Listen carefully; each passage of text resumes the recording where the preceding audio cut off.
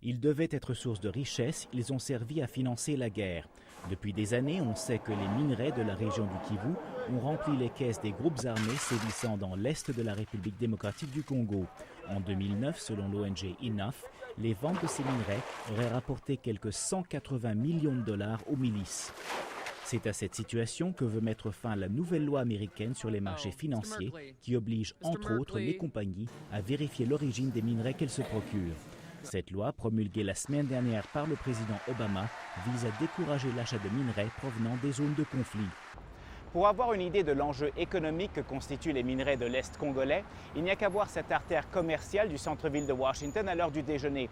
Pas un passant, pas une personne en ce début d'après-midi qui ne soit muni de son téléphone portable, des appareils qui pour beaucoup ressemblent à celui-ci, certains peut-être plus modestes, d'autres beaucoup plus sophistiqués. Et bien de toute façon, pour produire un téléphone portable, il faut un minerai qui s'appelle le coltan, qui est extrait justement de l'Est congolais qui détient 60 à 80% des ressources mondiales de ce minerai.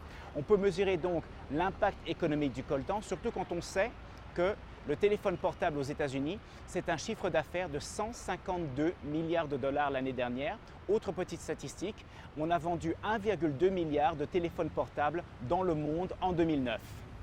Sacha Lejniev, chercheur à l'organisation INAF, ajoute d'ailleurs que d'autres métaux en provenance des zones de conflit entrent dans la fabrication de téléphones portables, ordinateurs et autres systèmes de navigation GPS, ainsi que de dizaines d'autres appareils.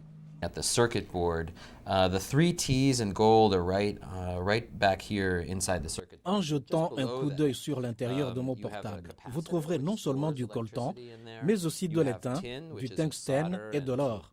Avec le coltan, on fabrique les condensateurs qui servent à stocker l'électricité, l'étain aide à souder le tout et le tungstène facilite les vibrations.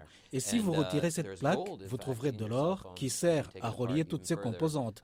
Et ils viennent tous des zones de conflit. Cela dit, personne ne sait encore quel sera l'impact réel de cette nouvelle réglementation. Le Congo, par exemple, est un pays vaste, l'état y est faible, l'infrastructure mauvaise et les déplacements difficiles.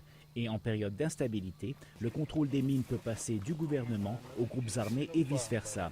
Comment savoir donc l'origine réelle de tel ou tel minerai? Sacha Lejniev, malgré tout, est optimiste.